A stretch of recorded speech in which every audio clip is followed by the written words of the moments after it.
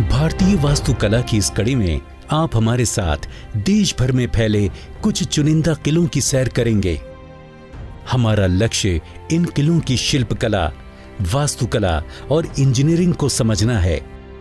किलों के लिए चुने गए स्थानों की विशेषता क्या थी, किस तरह से पूरे शहर या सेना की रक्षा के लिए किलों को बनाया जाता था और किस तरह की वास्तुकला विशेषताओं के द्वारा ये महीनों तक दुश्मनों की सेना के हौसले पस्त करते थे। भारतीय वास्तुकला धारावाहिक की इस कड़ी में हम महाराष्ट्र और दिल्ली से होते हुए राजस्थान तक की यात्रा करेंगे और भारत के कुछ सबसे मजबूत और नायाब किलों को वास्तुकला और विज्ञान की नजर से देखेंगे।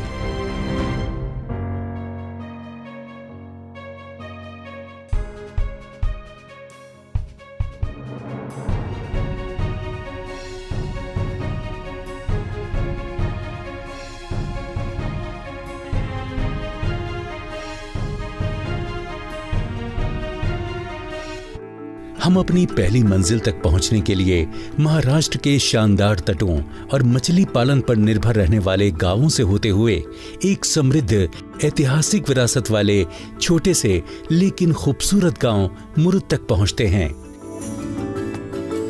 मुरुद से एक तरफ समुद्र में करीब 1 किलोमीटर दूर मुरुद जंजीरा का किला है। ये भारत के अनोखे और अभेद समुद्री किलों में से एक है। इसे ठोस ज्वालामुखीय चट्टान के एक छोटे से द्वीप पर बनाया गया है। मौसम के द्वारा होने वाले समुद्री जल के उतार चढ़ाव को समझते हुए इस किले को बनाया गया था।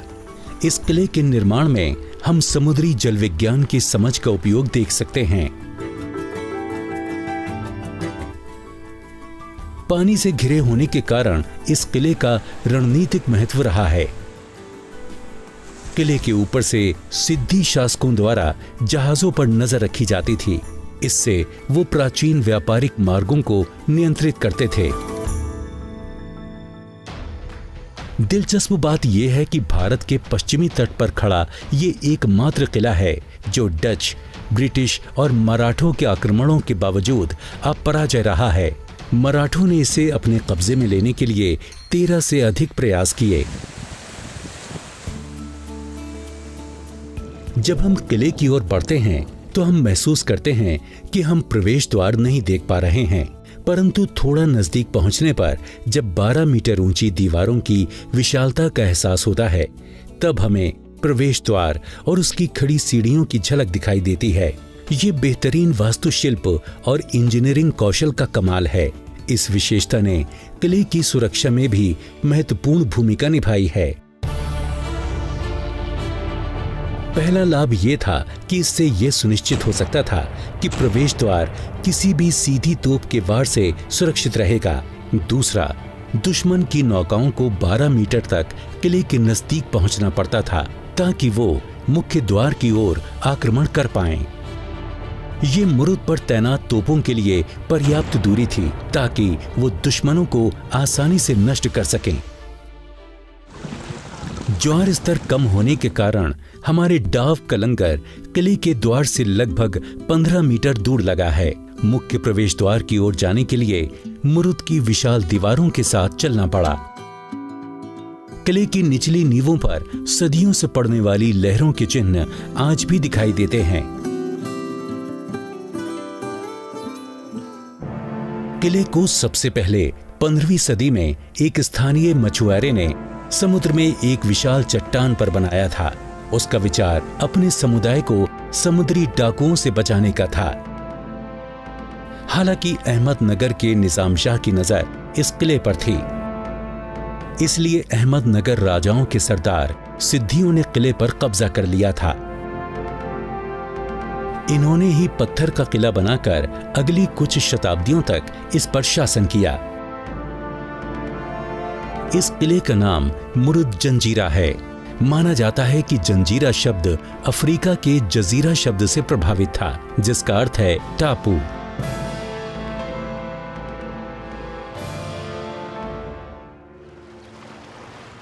अंदर जाते ही हमें दीवारों पर पैनल दिखाई देते हैं, जहां एक तरफ एक बाघ द्वारा हाथी को जकड़ने वाला चित्र दिखाया गया है।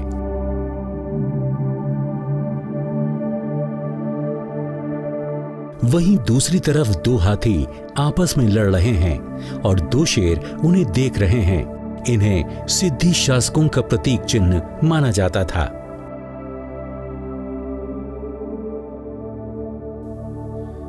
ये किला 22 एकड़ में फैला है।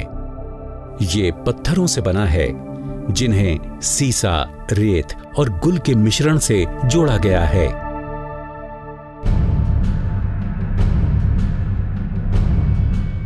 किले में 19 बेस्टन यानी बुर्ज हैं, जिनमें से कुछ अभी भी बरकरार हैं और उनमें से कईयों में तोपें समुद्र की ओर इशारा करते हुए खड़ी हैं।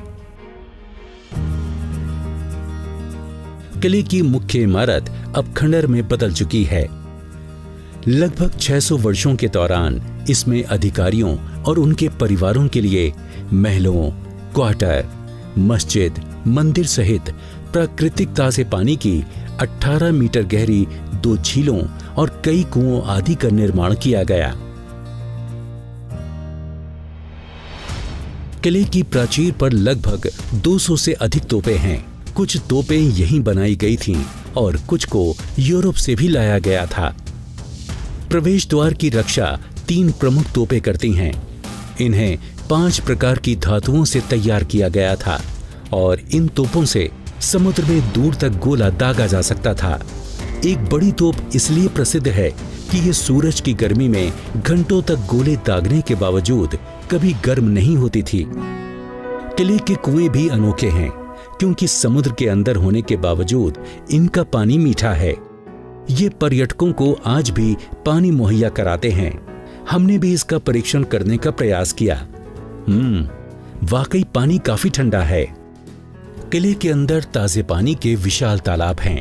असल में इन्हें बारिश के जल को संग्रहित करने के लिए बनाया गया था ताकि ये मुरुद जंजीरा की पूरी आबादी को साल भर तक पानी उपलब्ध कराते रहें। मुरुद जंजीरा के निर्माताओं और स्थापत्यकारों ने रोजाना होने वाले ज्वारीय उतार चढ़ाव का अच्छी प्रकार अध्ययन करने के बाद इसके निर्माण की योजना बनाई होगी। सुबह किले में प्रवेश करते वक्त ज्वार का स्तर कम था तो डाव का लंगर दूर ही डालना पड़ा था। अब शाम हो चुकी है और हम अपनी नाव के लौटने का इंतजार कर रहे हैं।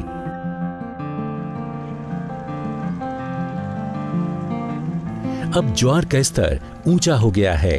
पर्यटकों को लाने वाली नावें मुरुद जंजीरा के विशाल प्रवेश द्वार की सीढ़ियों तक आ रही हैं। जिस रास्ते पर हम पहले गए थे वो अब जलमग्न है। वाकई ये किसी आश्चर्य से कम नहीं। हमारा अगला पड़ाव भारत की राजधानी नई दिल्ली है, जहां हम इस शहर के किलों में से एक पुराने किले की ओर चलेंगे। हालांकि दिल्ली में पुराने किले से अधिक पुराने और भव्य स्मारक मौजूद हैं, लेकिन शायद ही उनमें से किसी में भी इतिहास की जड़ें इतनी गहरी हैं। इस किले का वर्तमान रूप दूसरे मुगल सम्राट हुमायूं और अफगान शेरशाह सूरी की देन है, जिन्होंने 16वीं सदी के मध्य में दिल्ली पर शासन किया था।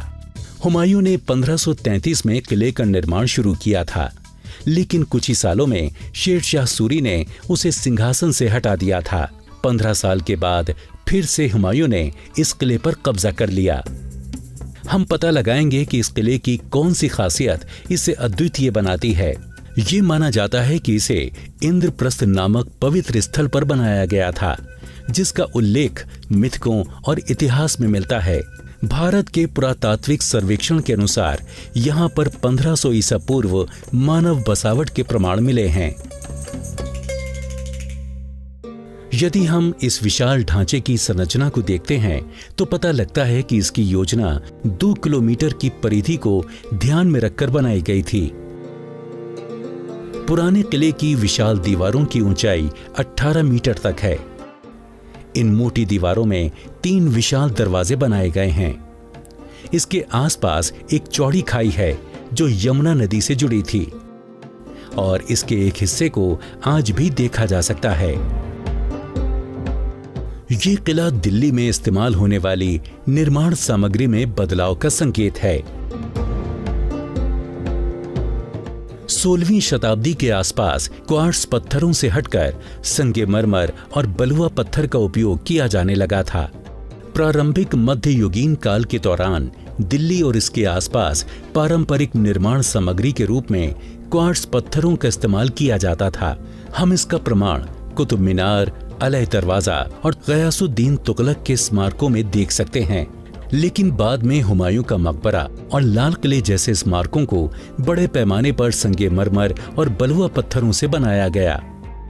पुराने किले में संगमरमर के सीमित उपयोग के साथ साथ अलग अलग रंगों के बलुआ पत्थरों का उपयोग किया गया था। बलुआ पत्थर और संगमरमर की खासियत यह है कि दोनों पत्थरों पर नाजुक नक्काशी संभव है। दूसरी ओर क्वार्ट्ज ज्वालामुखी उद्गार से निर्मित बेसाल्टिक चट्टानें हैं। पिघला हुआ लावा बड़े क्रिस्टलों से बनी कठोर चट्टानों के रूप में ठंडा होता है। दूसरी ओर क्रिस्टल किसी भी प्रकार की बारीक नक्काशी के लिए उपयुक्त नहीं है, क्योंकि छेनी से ऐसे पत्थरों पर दरार पड़ जाती है। किले की बाहरी दीवार को देखने पर पता चलता है कि ये लाल बलुआ पत्थरों से बनी है। दीवारों में 3 प्रवेश द्वार हैं, लेकिन सबसे प्रभावशाली है ये बड़ा दरवाजा। इसे आज किले के प्रवेश द्वार के रूप में उपयोग किया जाता है। तीनों दरवाजे 2 मंजिला हैं और बलुआ पत्थरों से निर्मित हैं। इनके दोनों ओर 2 विशाल अर्धवृत्त स्तंभ हैं, जिन पर रंगीन संगमरमर और नीले रंग की टाइल से सजावटी काम किया गया है। पुराने किले के उत्तर और दक्षिण दरवाजों पर इस्लामी नोकदार मेहराब को देख सकते हैं, जो हिंदू छतरियों और वर्गों से मिलकर बने हैं।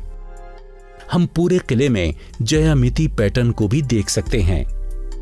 किले की वास्तुकला में मुस्लिम शैली की मेहराबों और गुंबदों में हिंदू तत्वों का एक अच्छा मिश्रण देखा जा सकता है। इसे बारीकी से समझने के लिए हम 1542 में शेर शाह द्वारा निर्मित किला-ए-कुहना मस्जिद को विस्तार से समझते हैं। इसे अच्छी तरह से संरक्षित किया गया है। इस इमारत का मुख्य भाग सवाल जवाब नामक मेहराब से घिरा हुआ है। यहाँ मुख्य मेहराब के दोनों ओर मेहराबों का एक समूह है। बाहरी मेहराबें दिल्ली क्वार्ट्जाइट पत्थर से बनी हैं, जो बहुत कठोर होने के कारण आसानी से तराशा नहीं जा सकता था, और अंदरूनी हिस्सा लाल बलुआ पत्थर से बना है। यहाँ की संरचनाओं में नोकदार मेहराबों का इस्तेमाल व्यापक रूप से किया गया है। मेहराबों के साथ प्रवेश द्वार में छोटे झरोखे भी थे, जिन पर नक्काशीदार पट्टियां एवं पदक बने हैं, और इसे संगमरमर से भी सजाया गया है। प्रार्थना कक्ष से लगे अहाते से घोड़े के आकार वाली 5 शानदार मेहराबें खुलती थीं।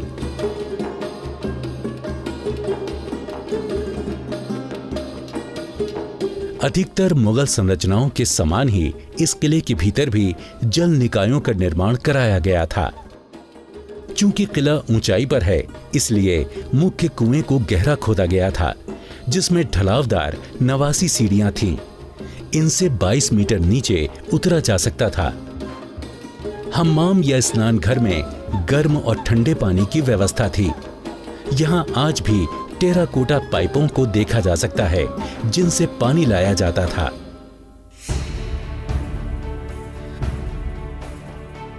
आइए अब हम बलुआ पत्थर से निर्मित सुंदर अष्टकोणीय इमारत शेर मंडल की ओर रुख करते हैं। शेरशाह द्वारा निर्मित इस इमारत को दिल्ली की पहली वेधशाला में से एक माना जाता है। हुमायूं इसे पुस्तकालय की तरह उपयोग करता था। यही वो जगह भी है जहां 1556 में सीढ़ियों से फिसलने के बाद उसकी मृत्यु हो गई थी।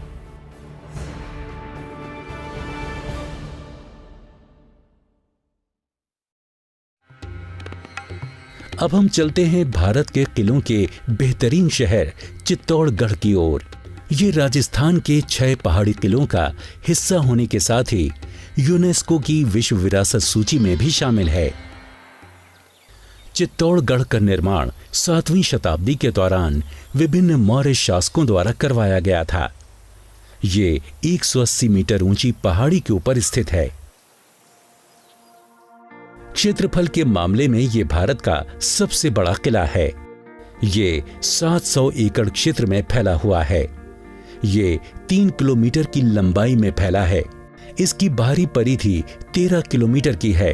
प्राकृतिक तटबंधों के चतुर उपयोग के साथ किले की रक्षात्मक वास्तुकला ने मजबूत किलेबंदी का एक अनोखा उदाहरण पेश किया है। परिसर के रणनीतिक क्षेत्रों ने इन्हें सुरक्षा प्रदान की, जो उनकी सबसे पहली चिंता होती थी। पहाड़ियों और घाटियों की प्राकृतिक बनावट का सर्वोत्तम संभव तरीके से उपयोग किया गया था। किलाबंदी सामान्यतः पहाड़ पर की जाती थी। ये किले पहाड़, रेगिस्तान, नदियों और घने जंगलों जैसी प्राकृतिक बनावट का उपयोग करते हैं। किले की प्राकृतिक सुरक्षा को ऐसी संरचनाओं द्वारा और अधिक मजबूती प्रदान की जाती थी। 4.5 किलोमीटर लंबी दीवारों के पत्थरों पर चूने की चिनाई की गई थी। ये दीवारें जमीन से 500 मीटर ऊंची हैं। भूवैज्ञानिक रूप से राजस्थान की भूमि विभिन्न प्रकार की कठोर चट्टानों से समृद्ध है। उच्च गुणवत्ता वाले पत्थरों की उपलब्धता के कारण ईंटों का उपयोग लगभग अज्ञात था और इसी कारण राजस्थानी निर्माताओं के लिए मजबूत और सुंदर किलों, महलों और मंदिरों का निर्माण करना आसान हुआ। राजस्थान की समृद्ध पत्थर कटाई कौशल कला को बड़ी संख्या में निर्मित बहुत ही सुंदर मूर्तियों में देखा जा सकता है। किले में कई शानदार इमारतें हैं, जैसे कि रानी पद्मिनी का महल। यहाँ की सबसे बड़ी इमारत राणा कुंभा का महल है। इसी स्थान को रानी पद्मिनी के जौहर का स्थान माना जाता है। किले में 2 आश्चर्यजनक स्तंभ भी मौजूद हैं। एक है 9 मंजिला विजय स्तंभ, जिसे राणा कुंभा द्वारा मालवा और गुजरात के मुस्लिम शासकों पर विजय की याद में 1440 में बनवाया गया था। यह स्तंभ 37 मीटर ऊंचा है और 3 मीटर ऊंचे आधार पर खड़ा है। ये वास्तुकला का एक अनोखा नमूना है, जिसे शहर के किसी भी भाग से देखा जा सकता है। टावर के शीर्ष तक पहुंचने के लिए आपको 157 सीढ़ियां चढ़नी पड़ेंगी। दूसरे स्तंभ को कीर्ति स्तंभ कहा जाता है, जो जैन धर्म के पहले तीर्थंकर ऋषभ देव को समर्पित है।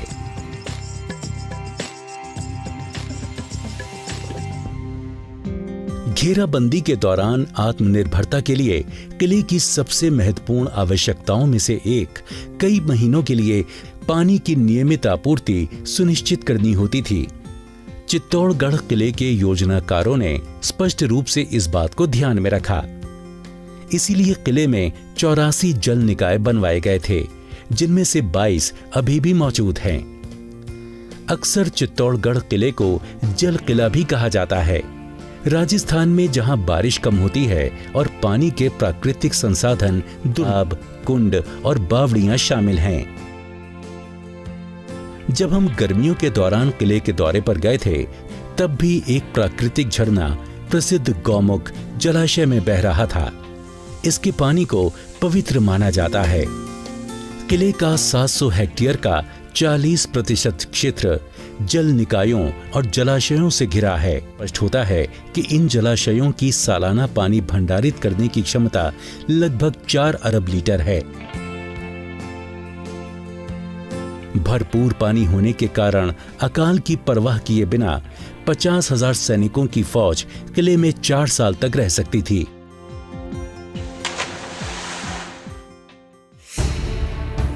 भारत के इतिहास की कहानी साम्राज्यों के उदय और पतन की कहानियों से भरी हुई है और पूरे देश में स्थित किले इन कथाओं के प्रमाण हैं। ये किले